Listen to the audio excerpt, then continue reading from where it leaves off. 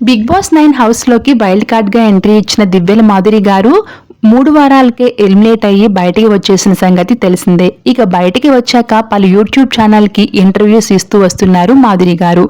ఇందులో భాగంగా ఓ ఇంటర్వ్యూలో బిగ్ బాస్ రెమ్యునరేషన్ గురించి యాంకర్ అడిగారు. కొంతమంది బిగ్ బాస్కి ఫేమ్ కోసం వెళ్తారు, మరికొంతమంది రెమ్యునరేషన్ కోసం టెంప్ట్ అయి వెళ్తారు. మీరు ఎందుకు వెళ్లారు మాధురి గారు అని యాంకర్ అడిగాడు. దానికి బదులిస్తూ మాధురి తన ఆదాయం గురించి చెప్పి అందరికీ షాక్ ఇచ్చింది. టెంప్ట్ అవ్వడానికి ఏం లేదు, నాకు రోజుకు ఇక్కడే 2-3 లక్షలు వస్తుంది. నేను టెంప్ట్ అవ్వాల్సిన అవసరం ఏముంది? షో అంతా ఆడితే ₹1,00,00,000 అయినా అంతే, కానీ నాకు నెలకే బయట ₹1,00,00,000 వస్తుంది. అసలు నేను రెమ్యునరేషన్కి ఏం డిమాండ్ చేయలేదు, ఎప్పుడూ ఆశపడలేదు. దేవుడిచ్చిన వరకు మాకు డబ్బులు బాగానే ఉన్నాయి, ఫేమ్ కూడా బాగానే ఉంది. ఇది ఎక్స్పీరియన్స్ చేయాలి, లైఫ్లో ఇది కూడా ఒక అవకాశం వచ్చిందని వెళ్ళా అంతే అంటూ మాధురి గారు చెప్పారు. అయితే ఈ వీడియో వైరల్ అవ్వడంతో చాలామంది నెటిజన్లు షాక్ అయ్యారు.